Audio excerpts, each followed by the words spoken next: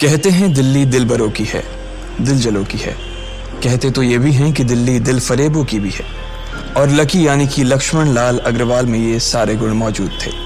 लोग उसकी शक्ल को देखकर ही कह देते थे, अबे दिल्ली से हो क्या? लकी वैसे दिखने में स्मार्ट और अट्रैक्टिव था, पर जेब से खस्ता हालत होने की वजह से रहता बेहद सिंपल तरीके से था। शर्ट का रंग उड़ा हुआ और पैंट से पैबंद जुड़ा हुआ। कहने को तो उसकी उम्र के लड़के दिल्ली की सड़कों पर रात को मोटर बाइक दौड़ाते थे, लेकिन लकी उर्फ लक्ष्मण लाल अग्रवाल सिर्फ कमरे से कॉलेज में पढ़ाई और गर्लफ्रेंड डिंपल के साथ थोड़ा वक्त बिताना, फिर कॉलेज से दुकान, दुकान से जब होम डिलीवरी आए तो वहां, और फिर घर चला जाता था। हाँ, कभी कभी जब वो किसी लड़के को खाली सड़क पर मोटर बाइक दंदनाते हुए देखता तो कहता, एक दिन अपना टाइम भी आएगा जब मैं चश्मा लगाकर बैठूंगा और पीछे डिंपल को बैठाऊंगा।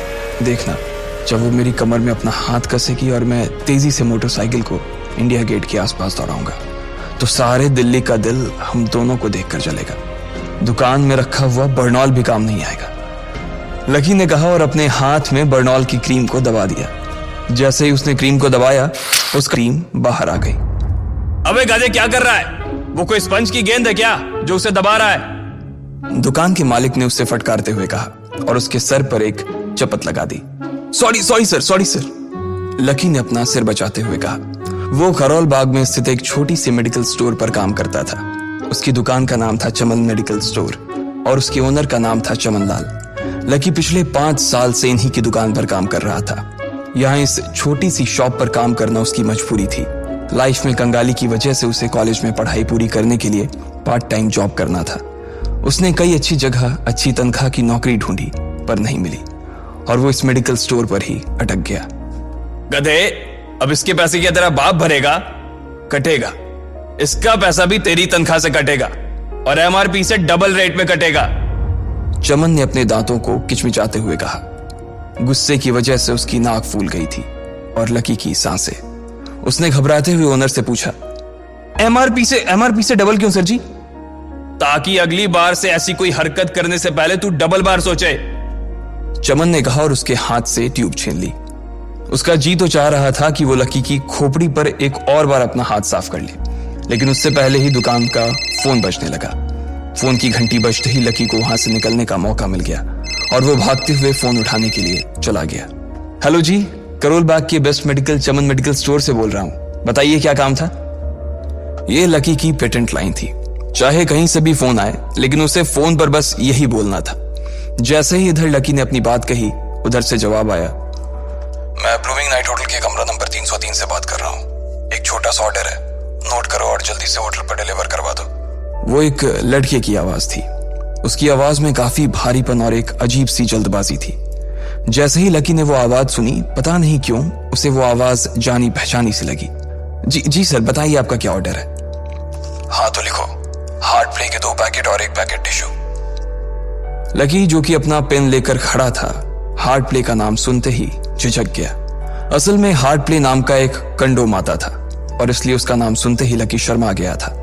इतने साल से भी मेडिकल की स्टोर पर काम करने के बाद उसे इन चीजों का नाम सुनने में शर्म आती थी। हेलो भाई, लिखा कि नहीं लिखा? उस आदमी ने फिर से लकी से पूछा। जी सर, लिख लिया सर, लिख लिया। लकी ने खिसियाकर हंसते हुए कहा। लिख लिया तो फिर लेकर निकल, उस लड़के ने कहा। उसकी आवाज सुनकर ना जाने ऐसा क्यों लग रहा था कि वो बहुत बड़ा आदमी था। जी सर, मैं सर, लेकिन सर बाहर तो बारिश हो रही है, लकी ने कहा। उसने देखा कि बाहर बहुत तेज बारिश हो रही थी। उनकी दुकान के सामने पानी भर गया था और तेज हवाओं की वजह से चमन मेडिकल स्टोर का बोर्ड भी गिर गया था। लकी को लग रहा था कि वो इतनी तेज बारिश में अभी एकदम से तो नहीं निकल पाएगा, तो उसने उस लड़के को समझाते हुए कहा, सर मैं ऑर्डर तो ले आऊंगा पर थोड़ा टाइम लग जाएगा, बारिश थोड़ी थम जाए। अब इससे पहले कि वो कुछ आगे बोल पाता, फोन पर लड़का बोल पड़ा। तुम्हारे मालिक को पता है कि तुम मल्होत्रा जी के लड़के को मना कर रहे हो? हाँ पता है, बारिश हो रही है, इसलिए सारा सामान अच्छे से थैली में पैक करके लाना और लेट नहीं होना चाहिए, समझे? उस लड़के ने कहा और इससे पहले कि लकी आगे कुछ कह पाता, उसने फोन काट दिया। उधर से लकी के दुकान का ओनर उसे घूर कर देखा जा रहा था। लकी के हाथ में पेन और पेपर देखकर ही वो समझ गया था कि उसके पास कोई ऑर्डर आया था। आज वैसे भी इतनी बरसात होने की वजह से सुबह से इक्का दुक्का ग्राहक ही दुकान पर आए थे। ऐसे में उसकी दुकान का मालिक एक भी ऑर्डर को छोड़ना नहीं चाहता था। वो लकी को देख रहा था और लकी बारिश की ओर देख रहा था। बारिश का बहाना नहीं चलेगा, जाना पड़ेगा, चमन लाल ने कहा। मैं बहाना नहीं कर रहा सर, थोड़ी बारिश धीमी हो जाए तो मैं चला जाऊंगा। अभी आप खुद ही देखिए कितनी तेज बारिश है। वो पता नहीं कोई मिस्टर मल्होत्रा का कोई बेटा कुछ ज्यादा ही जल्दी में था। मैं साइकिल से तो पहुंच नहीं पाऊंगा इतनी जल्दी। लकी ने उनकी ओर देखते हुए कहा। क्या कहा? मिस्टर मल्होत्रा जी का बेटा? तू मेरी दुकान बंद करवाएगा क्या? अभी क्या भी निकल उनका ऑर्डर लेके, वो हमारे बहुत पुराने कस्टमर है, चमन ने कहा। पर लकी ने कहा ही था कि चमन बोला। पर कुछ नहीं, तू मेरी मोटरसाइकिल ले जा, उसने गुस्से में कहा। अरे सर जी, 200 के ऑर्डर में मुश्किल से 40 रुपए बचेंगे। इससे 3 गुने का तो पेट्रोल ही लग जाएगा, और अगर गाड़ी रास्ते में बंद हो गई तो अलग से खर्चा, लकी ने समझाते हुए कहा। वो जानता था कि उसका मालिक इन सब बातों पर ध्यान नहीं देने वाला। चमन लाल बोला। कोई बात नहीं, तू जा, चाहे जो हो जाए, ग्राहक नाराज नहीं होना चाहिए, और वैसे भी वो मल्होत्रा जी का बेटा है। चमन लाल ने मोटरसाइकिल की चाबी लकी की ओर उछालते हुए कहा। लकी ने चाबी ली। उसे देखकर उसके अंदर मिक्स फीलिंग आ गई। एक तो वो बहुत खुश हुआ कि बड़े दिनों बाद बाइक चलाने को मिलेगी, पर वहीं दूसरी तरफ दुखी इसलिए हुआ कि बाइक मिली भी तो ऐसी तेज बारिश में, अगर खराब हो गई तो इसकी चपत भी उसके सिर पर ही पड़ेगी। वो मुंह लटकाकर रेनकोट और हेलमेट पहनते हुए वहां से निकल गया। बाहर आकर बाइक को देखा तो लकी ने मन में सोचा, चलो ठीक है, जो होगा देखा जाएगा, कम से कम बाइक तो चलाने को मिल रही है। दरअसल लकी इतने साल काम करने के बाद भी अपने लिए एक मोटरसाइकिल नहीं ले पाया था। लकी की तनख्वाह ही इतनी भर थी कि सिर्फ उसके कमरे का किराया, उसकी साइकिल में डालने वाली हवा का खर्च, बिजली पानी का बिल और डिंपल के साथ महीने में 1-2 बार बाहर खाने का खर्चा ही निकल पाता था। उसे डिंपल की कही बात अक्सर याद आती थी। लकी, अगर अगले 2 महीने में तूने बाइक नहीं खरीदी ना तो मैं तेरे से ब्रेकअप कर लूंगी, देखना। असल में डिंपल को लकी के साथ बाइक पर घूमने की बड़ी तमन्ना थी। लकी की इस उजाड़ जिंदगी में एक वही तो थी जिसके लिए जिंदा रहने को उसका जी चाहता था। जब भी वो उससे बाइक की बात करती तो लकी डिंपल की इस बात को हंसकर टाल देता था। वो अपने मन में इस बात को अच्छे से जानता था कि डिंपल उससे बहुत प्यार करती थी और वो उससे कभी छोड़कर नहीं जा सकती थी। वो दोनों एक दूसरे में ऐसे घुले मिले थे जैसे बादल बरसात में घुल जाती है। लकी को डिंपल बहुत पसंद थी और वो उसके लिए दुनिया जहां की खुशियां खरीद कर ला देना चाहता था। वो चाहता था कि एक दिन वो डिंपल को प्लेन में बैठाए, लेकिन उसके ये सब ख्वाब इस कम तनख्वाह की नौकरी की वजह से कभी पूरे नहीं होने वाले थे। पर आज उसके पास एक मौका था। वो डिंपल को अपने साथ इस बारिश में राजपथ घुमाना चाहता था। वो उसे दिल्ली दिखाना चाहता था। चमन लाल को देने के लिए उसने पहले से ही बहाना सोच रखा था। बस जल्दी से वो ये डिलीवरी देकर सीधे डिंपल के पास ही जाने वाला था। उसने होटल ब्लूमिंग नाइट के बाहर मोटर बाइक पार्क की और सीधे होटल के अंदर चला गया। लकी ने रिसेप्शन पर पहुंचकर नमस्ते करते हुए रिसेप्शनिस्ट को बोला, जी मैं चमन मेडिकल स्टोर से आया हूं, रूम नंबर 303 का ऑर्डर था सर। रिसेप्शन पर खड़ा आदमी उसके हाथ में काली थैली को देखकर समझ गया था कि उसमें क्या था और वो मंद ही मंद मुस्कुराते हुए बोला, 3rd फ्लोर पर है, लिफ्ट से चले जाओ, रेनकोट यहीं उतार देना। जैसा उस आदमी ने कहा लकी ने ठीक वैसा ही किया और लिफ्ट में चढ़ने के कुछ ही देर बाद वो 3रे माले पर पहुंच गया था। वो रूम नंबर 303 के बाहर पहुंचा और उसने डोरबेल बजाई। जैसे ही दरवाजा खुला लकी ने थैली आगे बढ़ाते हुए कहा, नमस्ते, मैं चमन मेडिकल स्टोर से लकी, ये आपका।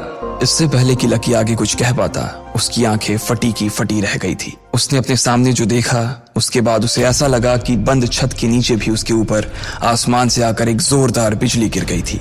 उसके सामने एक लड़की खड़ी थी। वो लड़की और कोई नहीं बल्कि उसकी गर्लफ्रेंड डिंपल ही थी। उसने एक पर्पल कलर का नाइट गाउन पहन रखा था। उसके काले घने बाल गीले थे और उसने उन्हें अपने कंधे पर फैला रखा था।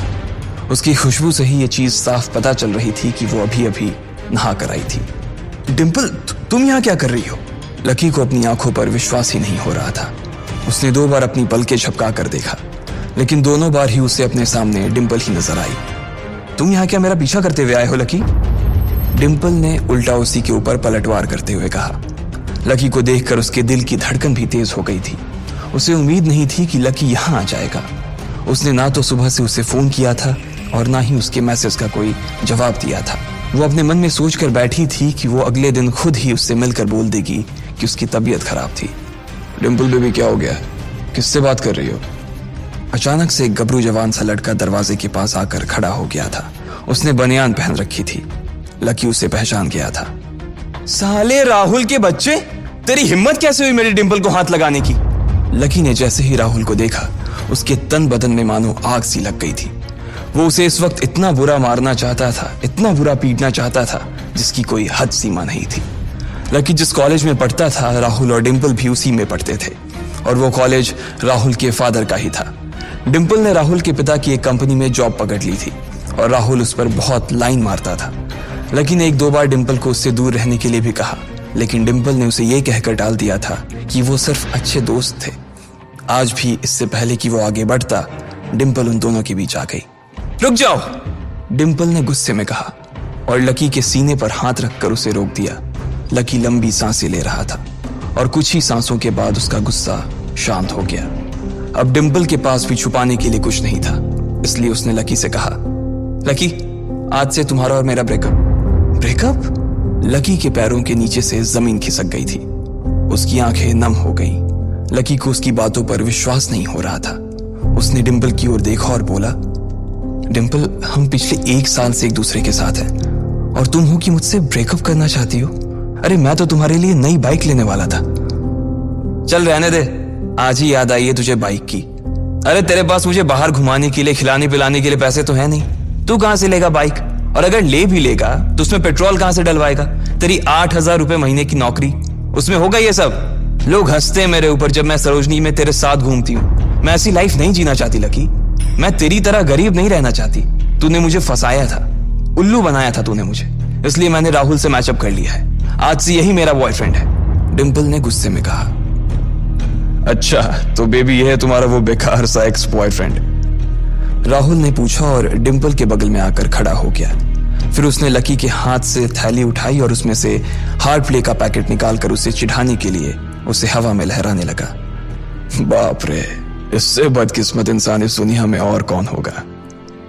राहुल ने उसकी टांग खींचते हुए कहा। लकी के पास उसकी बात का कोई जवाब नहीं था। उसने गुस्से से डिंपल की ओर देखा और अपनी हाथों की मुट्ठी भींच ली। फिर वो वहां से निकल गया। अबे पैसे तो ले जा, सब कुछ फ्री में देता जाएगा क्या? राहुल ने जोर से ठहाके लगाते हुए कहा, लेकिन लकी बिना उसकी बात सुनते ही निकल गया। उसके दिमाग में डिंपल के कहे शब्द गूंज रहे थे। उसने कभी सपने में नहीं सोचा था कि डिंपल उसके साथ कुछ ऐसा भी कर सकती थी। जिस इंसान के लिए वो इतना कुछ करना चाह रहा था, उसे उसकी कोई कदर ही नहीं थी। लकी इतना हताश हो गया था कि बुरी तरह से रोने लगा। इस बार वो लिफ्ट से नहीं बल्कि सीढ़ियों से नीचे उतरा और एक ही एक सीढ़ी उतरने के साथ उसके आंसू आंखों से छलकते जा रहे थे। जब उसकी आवाज सुनकर कुछ लोग अपने कमरे से बाहर आए तो लकी ने तुरंत अपने आंसू पोंछे और तेजी से वहां से भाग गया। उसे जिंदगी में पहली बार प्यार हुआ था और पैसों की कमी की वजह से ना सिर्फ उसका प्यार बल्कि उसकी पूरी जिंदगी बर्बाद हो गई थी। लकी जैसे ही बाहर आया तो उसने देखा कि बाहर अंधेरा हो गया था। आसमान में तेज बिजली कड़की और बारिश जो थमी थी एकाएक फिर से झमाझम बरसने लगी। ये देख लकी के थमे हुए आंसू एक बार फिर से छलक गए। उसका दिल बुरी तरह से टूट चुका था, लेकिन उसे इस बात की खुशी भी हो रही थी। आखिर आज उसे डिंपल का असली चेहरा नजर आ गया था। वो तो उसके साथ घर बसाने की सोच रहा था, लेकिन अच्छा हुआ कि उसने पहले ही उसका घर बर्बाद होने से बचा लिया। लकी को दुख तो बहुत हो रहा था, पर उसे यह भी लग रहा था कि उसे आगे चलकर यही दुख उसे खुशी देने वाला था।